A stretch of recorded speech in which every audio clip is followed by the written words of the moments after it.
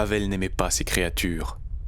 Elles ne représentaient rien pour lui, pas même l'honneur dû à n'importe quel adversaire. Entre hommes et rats, les Skaven avaient gardé de l'animal la sauvagerie, des sens aiguisés et une résistance peu commune. De l'humain, ils avaient adopté la posture, se redressant sur leurs pattes antérieures. Ils étaient généralement plus petits qu'un homme, mais la découverte de l'individu de ce jour-là avait détrompé Pavel sur l'existence d'une règle absolue. Il avait estimé que celui-ci dépassait peut-être les 2 mètres. Il était difficile de toute manière de juger de la taille d'une créature qui passait sa vie voûtée en avant, prête à bondir à la gorge du premier venu. Peu de ceux qu'il avait croisés étaient capables de parler le commun, et ils semblaient souvent mal conçus, difformes, toujours en proie à l'une ou l'autre maladie. Par-dessus tout, les Skaven étaient d'une lâcheté sans égale. Et Pavel avait pensé qu'à l'époque, ces pirates surestimaient largement leur force. Pavel avait alors débité son laïus, d'un ton monocorde, presque dédaigneux. « Vous avez commis une erreur, Skaven. Ce navire est sous notre protection. Aucun blessé n'est à déplorer jusqu'alors. Restons-en là. » Il avait jeté un œil distrait et un peu cynique au corps de l'éclaireur qui gisait à ses pieds. « Rompez vos rangs, Skaven. Battez retraite et retournez dans votre trou. Nous vous laisserons la vie sauve pour cette fois. » Indéniablement, c'était l'autre qui avait parlé.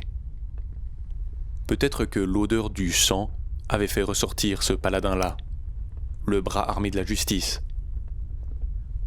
Ou peut-être simplement le fait de s'être cru invincible le ramenait malgré lui à sa gloire des champs de bataille. Ses soudaines pensées mégalomanes s'étaient estompées très vite, lorsqu'il s'était rendu compte que rien n'avait bougé sur le pont. Son ultimatum n'avait pas fait mouche, au contraire. Le grand rat noir avait cessé de sourire et plissait maintenant les yeux dans sa direction.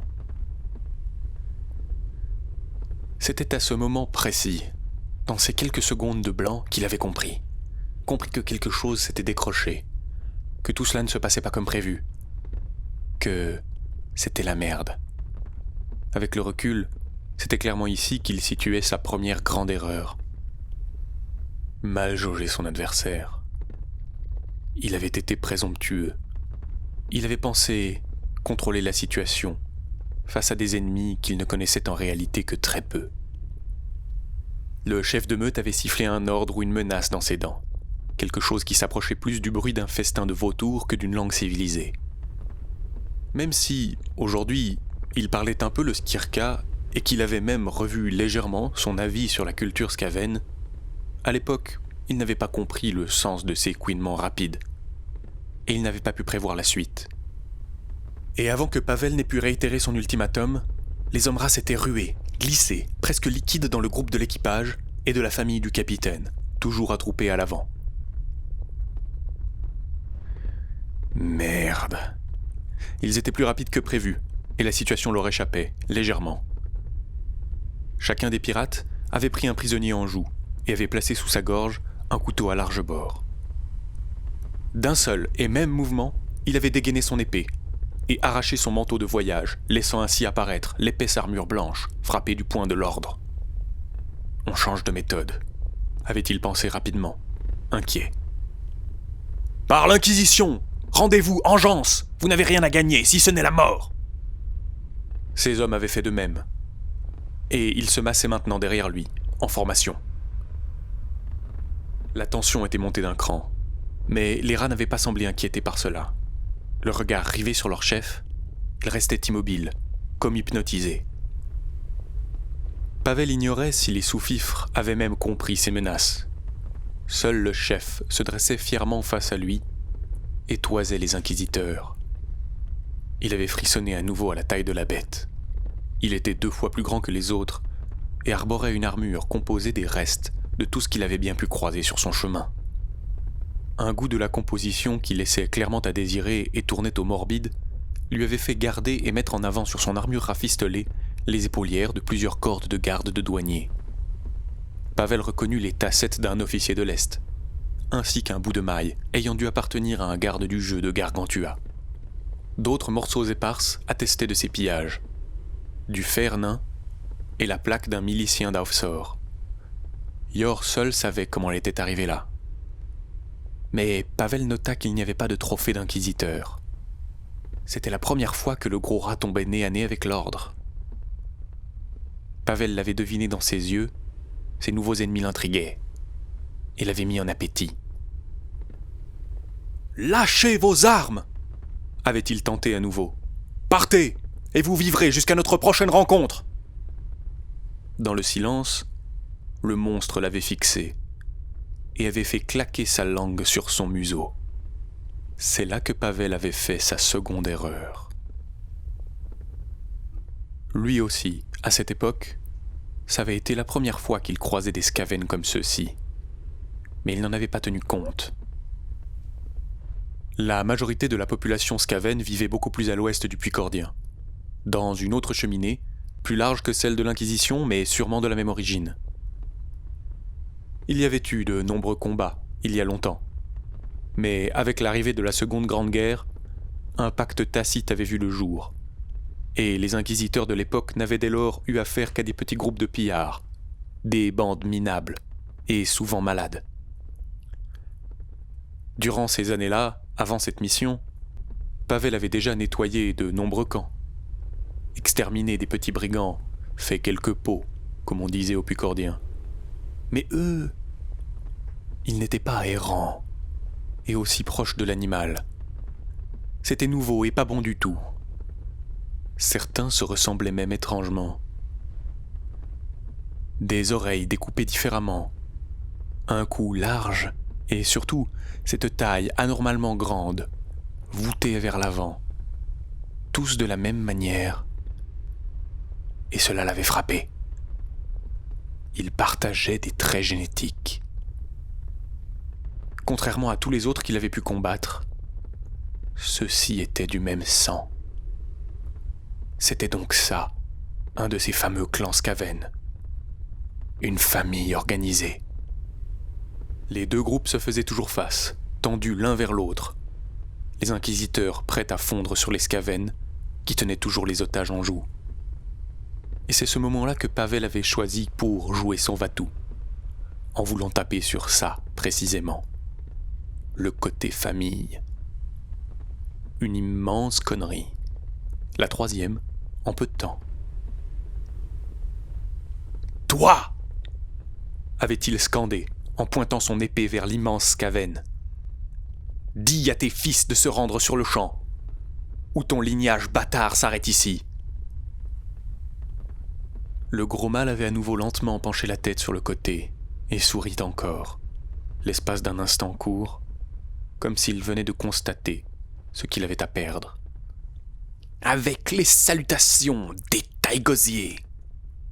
avait grimacé le monstre. Puis, il avait baissé les yeux et laissé tomber son grand couteau sur les planches, en signe de reddition, aux pieds de Pavel.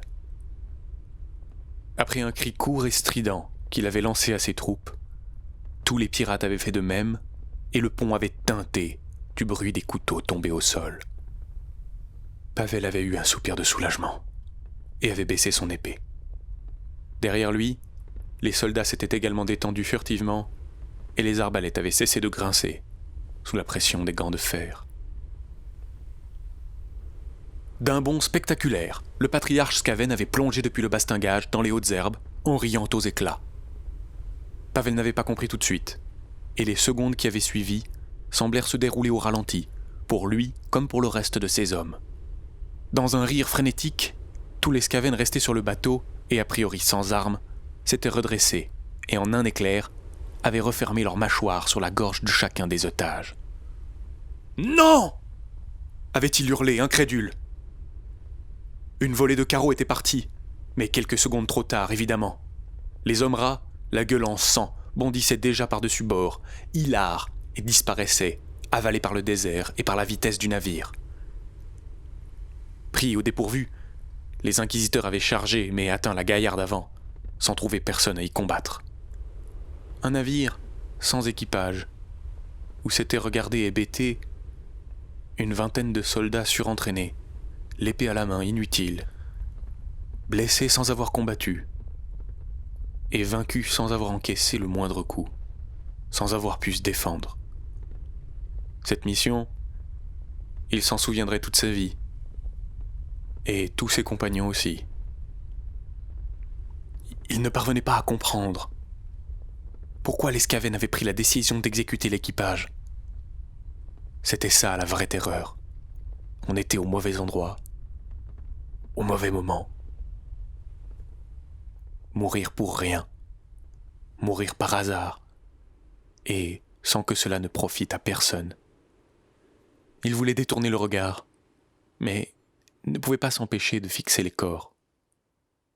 Son esprit ne réagissait plus correctement, et il n'arrivait plus à faire fonctionner, contrôler sa carcasse efficacement. Le sang coulait lentement vers le pont, et il n'avait pas même bougé lorsque la grande nappe noire était entrée en contact avec ses bottes et lui avait mouillé les pieds à travers le cuir.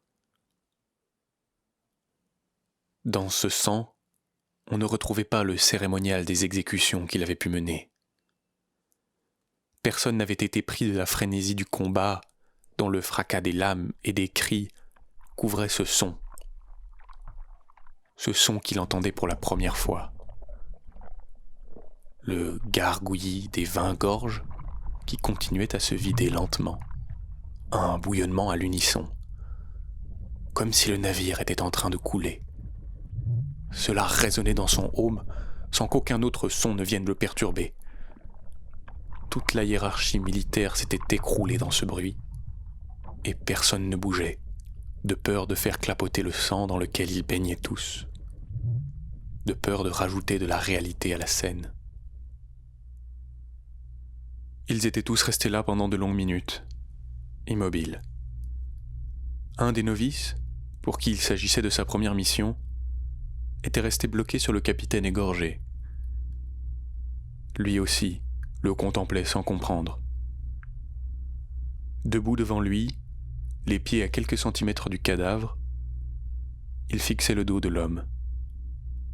Il prit soudain la parole et dit, avec une candeur innocente et déplacée, « Mais qui va nous ramener à la maison maintenant ? Je sais pas conduire un bateau, moi. » Cette phrase était passée à travers Pavel comme une bourrasque, et l'avait propulsé hors de sa transe. Il avait repris possession de ses moyens. Il fallait qu'il se saisisse des rênes de la suite. L'Inquisition n'allait pas se laisser faire par une bande de pillards. Des pillards qui avaient massacré des civils, sans défense. Et pourquoi ? Par jeu, par défi. Il avait marché, d'un pas décidé vers le gouvernail, plus précisément vers les freins, et peut-être même un peu plus s'il le fallait. Cela allait secouer un bon coup le rafio, et peut-être, avec de la chance, remettrait du même coup les idées en place à ces hommes qui erraient sur le pont, hébétés, certains les armes toujours à la main. « Messieurs, cramponnez-vous » avait-il rapidement hurlé, avant de secouer 2 inquisiteurs et de leur ordonner de le suivre. Ils étaient montés 4 à 4 les escaliers qui le séparaient de la dunette arrière. À son signal, les 2 hommes d'armes s'étaient arc-boutés sur les manches du frein, et un bruit sinistre s'était fait entendre en même temps que le bâtiment penchait sur l'avant, en ralentissant d'un seul coup, comme s'il avait été pris d'un hoquet. Un armurier aiguisait des milliers de lames simultanément. Un bruit que l'on n'aime pas entendre, de ceux qui sont synonymes d'urgence, de panique, mais un bruit qui avait dramatiquement ramené l'esprit de ces hommes dans la flaque de sang. Derrière lui, il entendait hurler les sous-chefs qui avaient repris connaissance et avaient sans doute compris ce qui arrivait. On s'organisait. Et il laissa ses hommes sur le pont et descendit vers la cale. Quand il fit irruption dans la timonerie, le crissement des freins s'était intensifié encore et masquait les voix. Pavel avait dû mettre les mains sur ses oreilles pour continuer à descendre vers la cahute. Arrivé en bas des escaliers, le navire avait perdu déjà suffisamment de vitesse pour commencer à trembler sur son soc, comme si le diable le secouait au mât. Il s'était frayé un chemin tant bien que mal, à travers les vivres, les cordes et différentes pièces d'accastillage qui s'étaient échappées de leur rangement sous le choc du premier freinage. Il avait enfoncé la porte, d'un coup d'épaule bien calculé, et était arrivé dans la petite pièce qu'il cherchait. Il ne s'était pas trompé. Il y avait là encastré dans le mur arrière, un système d'arrêt de secours, le tambour d'une chaîne relié quelques étages plus bas à un ancre en pioche. Une grande dent d'adamantium noir qui allait sans doute faire pas mal de dégâts. On allait voir ce que le Célestial avait dans le ventre, pensa Pavel. Il s'était adressé un instant au galion, comme pour l'excuser de ce qu'il allait lui faire. « J'espère que tu as été assemblé consciencieusement, l'ami. » Il avait été trop loin pour avertir ses camarades, et les disques de frein couvraient sa voix de toute manière. Chaque seconde qu'il faisait dans cette direction les éloignait de la cohorte d'assassins. Et ça... D'un mouvement ample, il avait tranché la corde, et la chaîne avait commencé à se dévider en un tonnerre. Ça, c'était exclu. Il s'était rendu compte très vite de la vitesse à laquelle le tambour tournait, et avait tout juste eu le temps de se projeter en arrière pour retourner sur ses pas. À peine avait-il fait volte-face que la chaîne s'était tendue, et l'ancre, traînant à 20 mètres derrière le bateau, tout au bout de ses maillons, avait mordu profondément la terre. Le tambour avait alors explosé en milliers d'échardes. De la quille au plat-bord, chaque pièce, bordée, cheville, étrave, et la carène entière avait henni de douleur sur une centaine de mètres, tandis que l'inertie du freinage balayait tout ce qui se trouvait sur le pont, inquisiteur compris.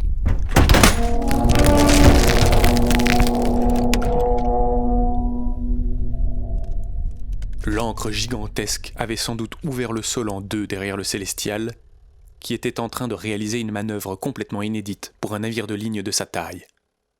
On allait devoir lui faire demi-tour. Une fois à l'arrêt, Pavel avait rapidement briefé tout le monde. Ils partaient en chasse. Les Skaven ne pouvaient pas aller bien loin, et ils ignoraient sans doute à qui ils avaient affaire. C'est durant les premières heures de la nuit, tandis que l'on relançait les voiles cerfs-volants et faisait tourner le navire sur lui-même pour repartir, qu'Adenau était entré en scène. Pavel l'aimait bien. De nature discrète et polie, Adenau était arrivé tout droit d'Aufsor à l'âge de ses 13 ans. Déjà très bon magicien, il était devenu, selon Pavel, qui avait eu la chance de faire ses classes en sa compagnie, l'un des meilleurs traqueurs de l'Inquisition, et s'était forgé une solide réputation. Celle d'un chien de chasse, au flair infaillible.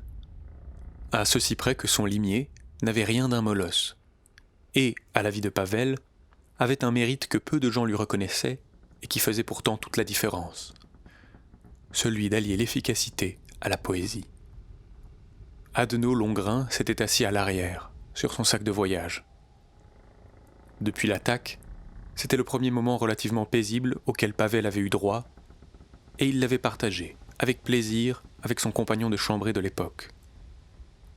Il avait écouté un instant les incantations d'Adenau, qu'il murmurait à voix basse, et avait admiré la grande cigogne argentée qu'il connaissait si bien se matérialiser sur les genoux de son ami, d'abord en boule, puis très vite dépliant ses ailes, et d'un bond se perchant sur le gouvernail, avant de tourner la tête vers lui. « Vole haut ce soir, et retrouve-les, mon ami », avait-il adressé à la cigogne. Et Adenau s'était envolé, délaissant son corps terrestre sur le pont pour celui de la créature astrale.